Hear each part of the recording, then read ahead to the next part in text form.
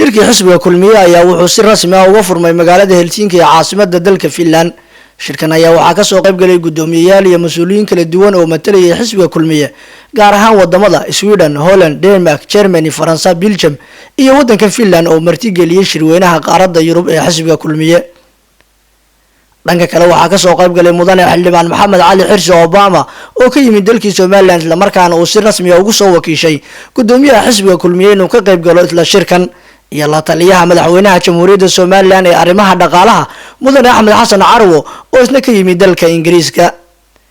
furitaanka shirka kadib ayaa TV-ga qaranka wuxuu wax ka weydiiyay mas'uuliyiin kala duwan shirka iyo habka uu u socdo waxayna ku jawaabeen sida tan. waxa sharaf noo ah maanta shirkii laamaha Yurub ee xisbiga kulmiye inuu ka furmay Finland gaar ahaan caasimadda Helsinki. shirkan oo ay ka soo qayb galeen 8 wadan oo kamid ah qaaradda Yurub. sharaf bay noo tahay in aanu halkan reer Finland ahaan ku martigelino shirkan lagu dardargelinayo hawlaha xisbiga iyo u diyaar garowga doorashooyinka 2017.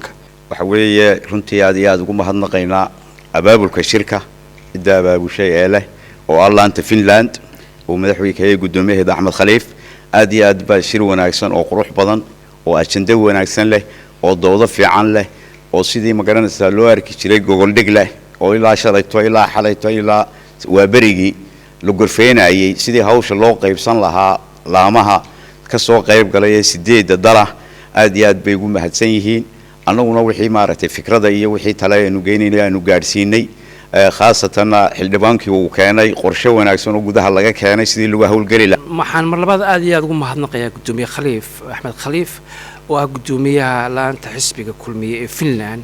kulankan quruxda badan ee sharafta badan ee uu dhammaan isugu keenay intoodii badnayd laamaha Yurub. horta waxaan leenahay hambaliyo aad baad ugu mahadsan tahay.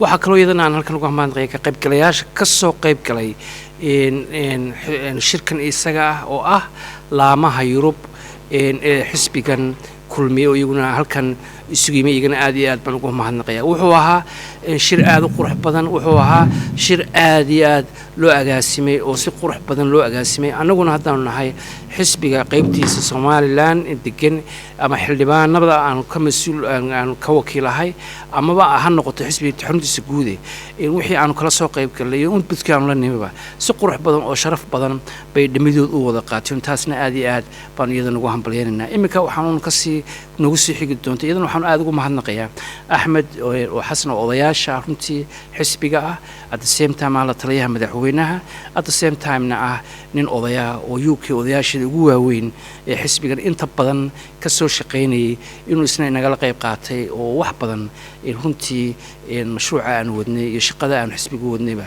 naga caawiyay. Maxamed Xasan Mataan, telefishinka qaranka Somaliland, Helsinki, Finland.